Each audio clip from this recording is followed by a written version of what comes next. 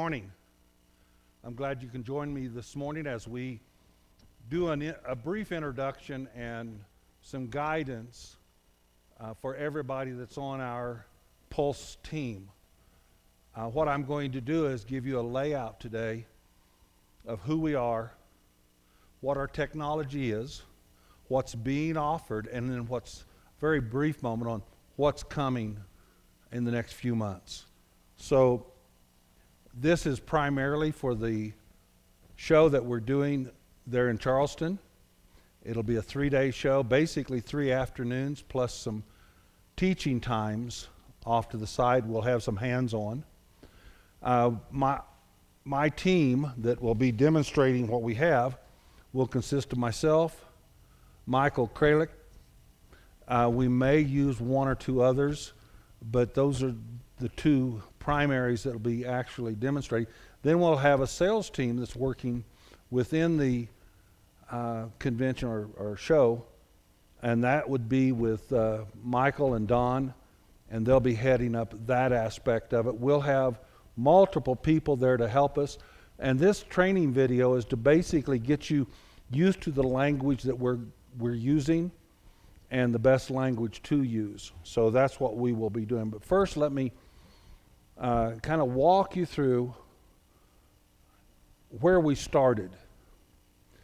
It's been over 11 years ago that I retired from the Air Force, and I set aside the time that I was using for military to develop a for-profit company.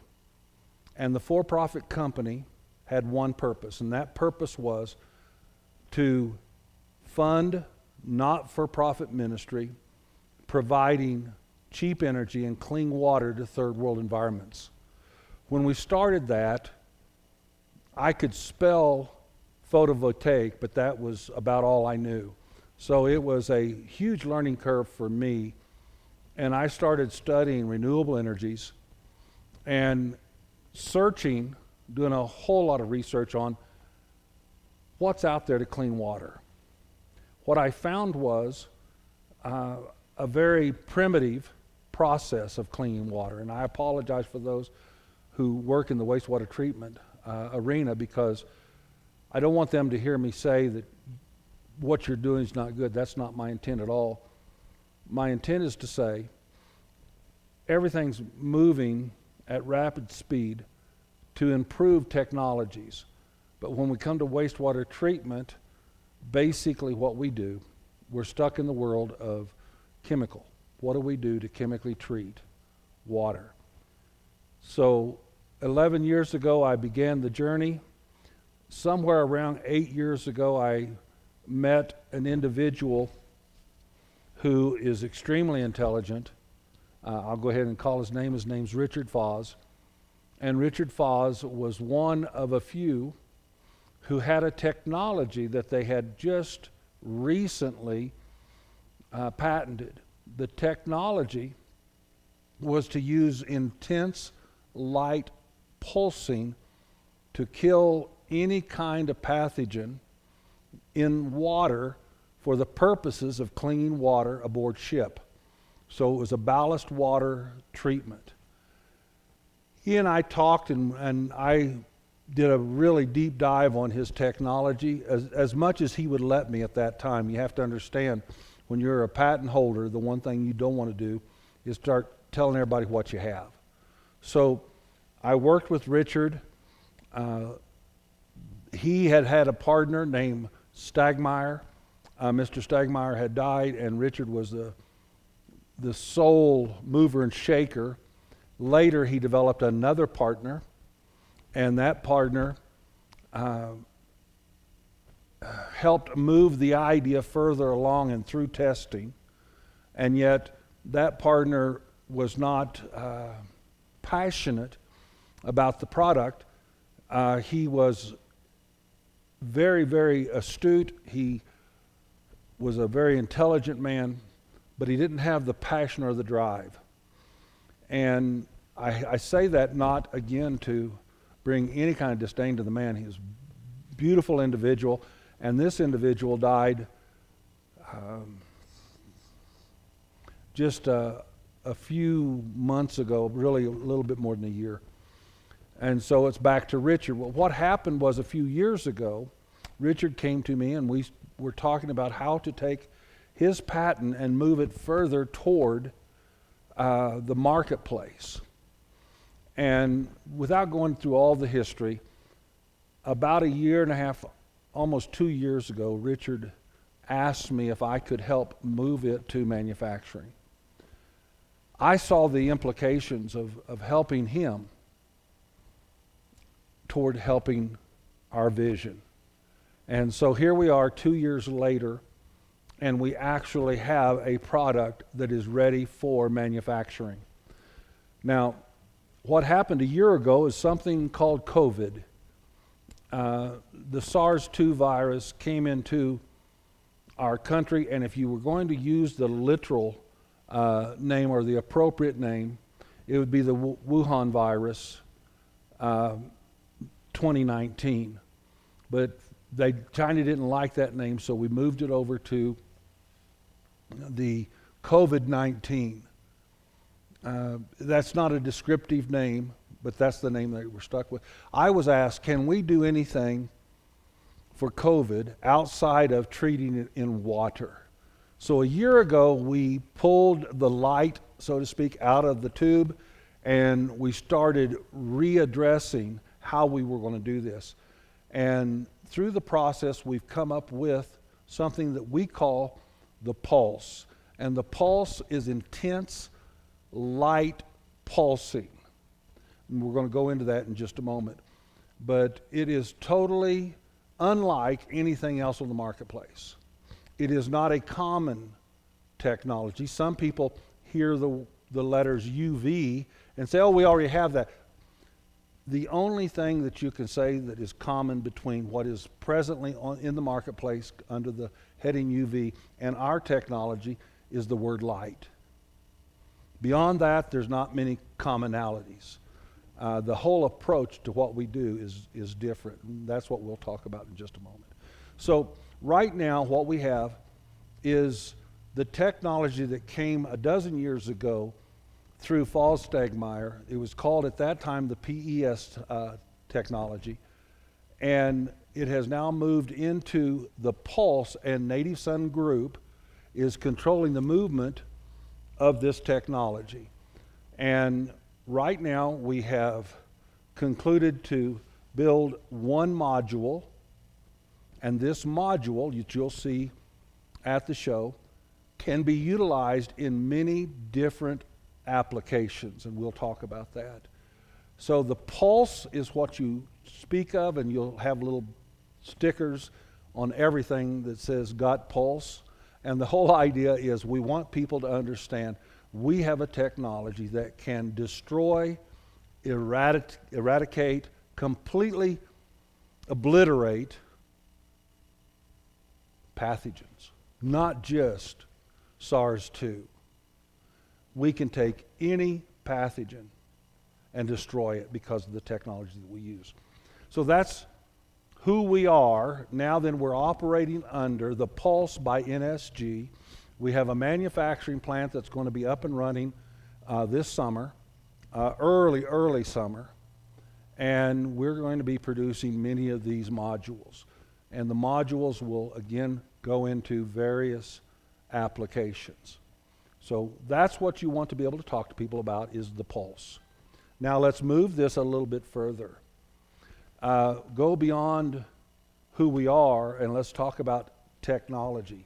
I've sent out a brochure that you should have in hand. We're going to be distributing these at the show. And basically, it's 3 approaches to COVID-19 defense. I don't like the terminology because terminology is not accurate. What we're using is the street language for a scientific classification. But we'll go ahead and use their street language, the COVID-19. There are 3 approaches to dealing with COVID-19. Now, those 3 approaches, I'm going to start from the realm of the good and move up to the best. The good is what you hear a lot about, and it is UV light sanitation or disinfection. And when you talk about UV light, we're talking about the full array of the light scale, the visible light scale. So when we start talking about UV light, we start somewhere around 170, 172, and the range then goes up to the low 300s. Now, inside that wavelength, there is a certain classification that's called UVC germicidal. UVC germicidal in the UV bandwidth wavelength is somewhere around 254 nanometers. And so you're in what is called the C classification. But you can move below that into a lower bandwidth, lower wavelength, and get into what is called the far UV. And in today's world, you hear a lot about far UV and some about UVC, and there is within that construct just standard what they call UV. We call the UV classification of today, we call it blue light. And there's a reason for that. If you go into a hospital and you look up on the walls, you oftentimes will see a light fixture, and that light fixture, if it's on, will be casting a blue light upon the ceilings and the upper wall. That is a UVC, and some people even call it a purple light.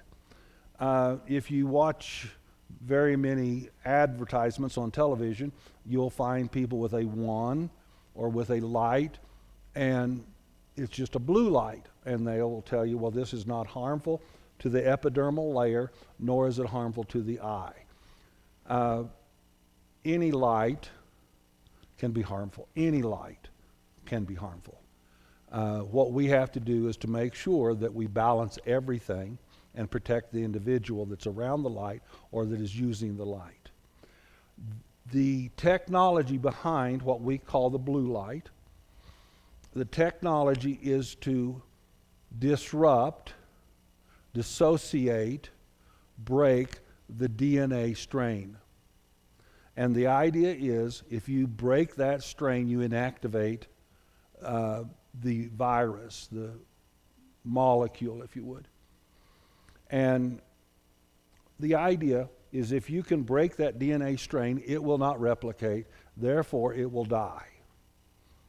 That being said, whether you use the very low wavelength, the 222 is standard far UV, or you use the germicidal, the technology is the same, and that is to dissociate the DNA, inactivate the virus. That is not our technology at all, but I wanted you to know that that is, right now, dollars spent, that is almost tied with what I would call the better approach. And the better approach is with a chlorine-based mist or chlorine-based vapor.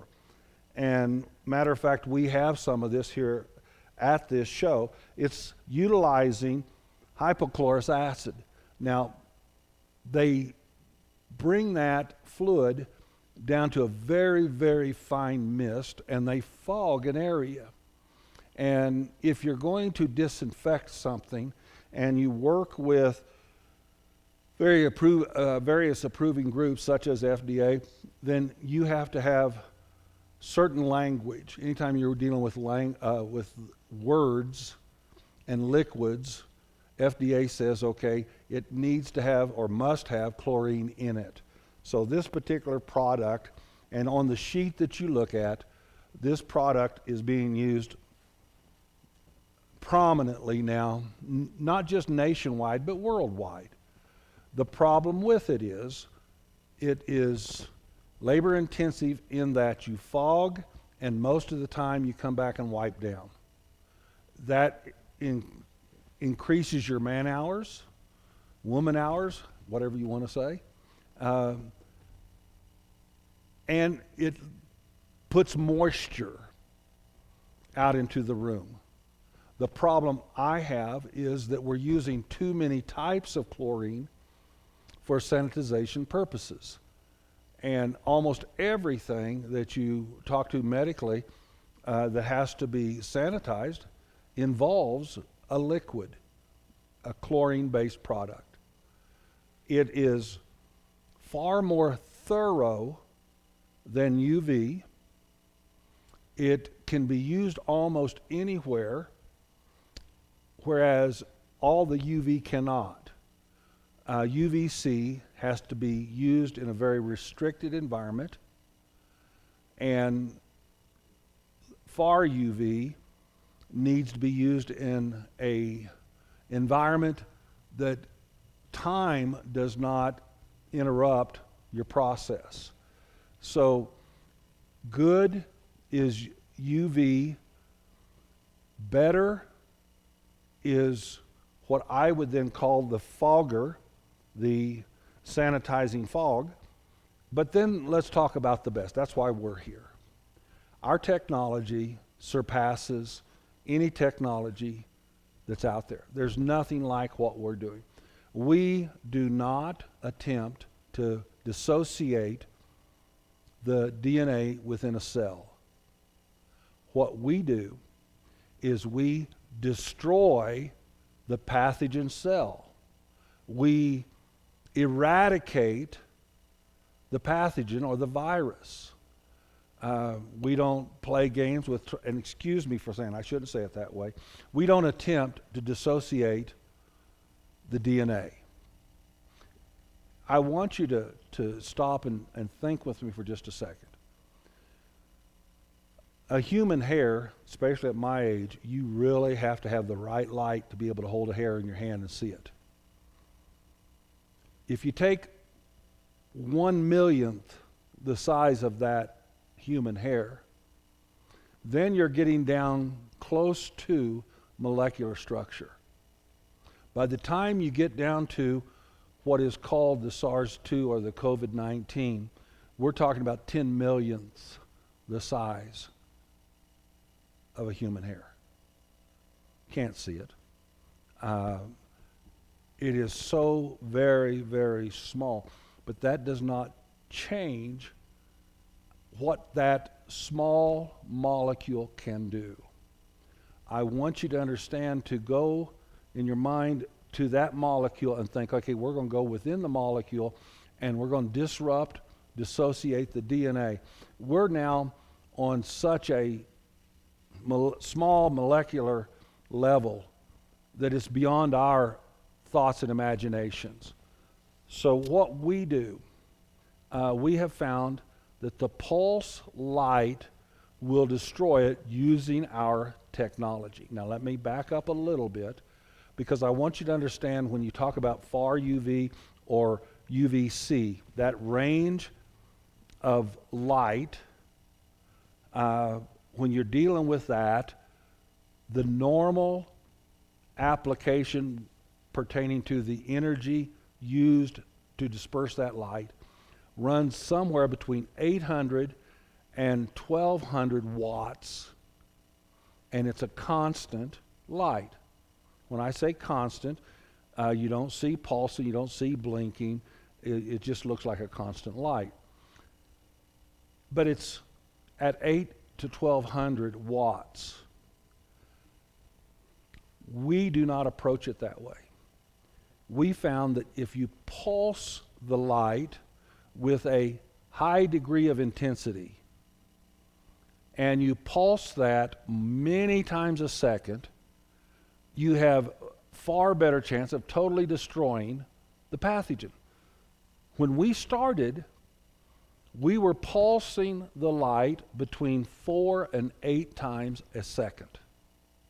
If you watched it and you didn't have light sensitivity, it would still make you feel like you were in a 70s disco place. we found that there's a lot of harm that can come from pulsing 4 to 8 times, especially if there is a photosensitivity. So what we've done is we said, okay, well, what is the range that creates problems within people who have photosensitivity? And so we found that we needed to move it up over 35 pulses a second.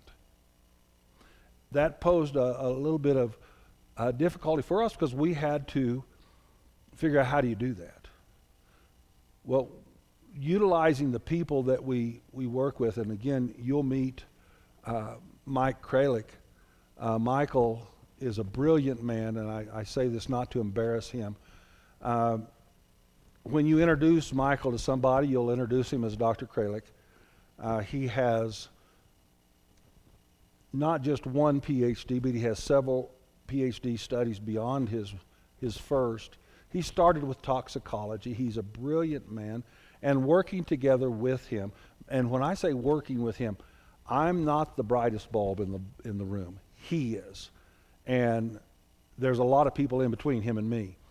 But I want you to understand that Michael worked very carefully with me. He heard what I said we needed to do, and we talked about, well, how do we get there? And there's a myriad of questions that you have to ask and find answers to along the way. So basically what happened, Michael, working with his team, and one of his team members is here with us at the show. If you see Freddie, understand Freddie is the guy that works back in the back and nobody gets to see or follow. Again, another brilliant young man. But he's just one of the team. They called me one day and said, DL, we've really broken through the pulsing. And I thought I was super excited because we hit 40 pulses per second the week prior. But we knew there was a problem called shadowing. Now, on a molecular level, a blood cell can shadow the virus. In other words, a blood cell can pass and shadow the virus, and therefore you not destroy it. He said, DL, we've moved it to 120 pulses per second. I was just quiet for a while. I can't even imagine something pulse. I know what a pulse is. A pulse begins with what's called a trigger. That's where you release a large degree of energy.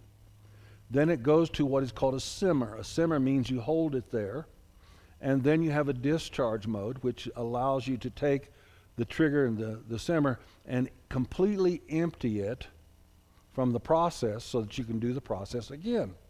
And that was happening at 40 times per second, and I was amazed at that. But to hear 3 times more pulses per second, 120 pulses per second, I was just overwhelmed with. I just could not understand it. So anyhow, Michael and I talked quite a bit about how did we get there, what are we doing, how does that help us. One thing you need to hold, it removes all shadowing. If you're working with blue light, dust will shadow the virus so that you are not able to actually dissociate the DNA. And if it will do that with blue light, even more so when we start dealing with the total destruction of the cell. So we are pulsing at 120 times per second. I shared with you a little while ago, the blue light uses somewhere between 800 and 1200 watts to generate the power to get the light to dissociate the DNA. That's not our process. Our process, I learned a long time ago, if you can't loosen it with a hammer, go get a bigger hammer. So we have a big hammer. Our hammer is, we pulse 120 times per second, and we pulse in excess of 2,500,000 watts per pulse. So our range is between 2.5 and 3 million watts per pulse. It is like comparing a homemade slingshot with a howitzer. If you're going to war, which one do you want to take? I'll leave the slingshot at home and make sure I have plenty of ammunition for the howitzer. Our technology is a howitzer on steroids. It is an unbelievable amount of energy being released. And when we pulse, we trigger the pulse, what happens is we ignite the gas that's in our quartz tubes, and then that light is so brilliant and so focused that a virus does not stand a chance of surviving. That's, in a nutshell, that's the technology that we're using. It is the best technology that we can even conceive of. We come in and we deliver extreme energy through the process of light to make contact with the cell. Now here's the beautiful thing. That cell does not have to be 18 inches away. If you study the other blue light technology and you study their science, all their science talks about how effective the light is at 3 inches up to 18 inches. You're really hard pressed to find any valid, I'm going to use this word inappropriately. If you find any studies that talks about kill at over 18 inches, you really have to come back and say, where did they get that? Because their science does not validate it. They make kill claims which should not, if it was liquid, they could not make the claims. What they do is inactivate the DNA. I'm sure you've heard about variants. Variants is when that DNA that's been inactivated reactivates. That's not the only way that you get a variant, but that's the primary way. And a reactivated DNA can be as destructive as the previous DNA. So instead of messing with the DNA, we use our big hammer and we just destroy the cell. That's the technology in a nutshell. If you have questions, please get them to me and we'll do as much clarification as possible.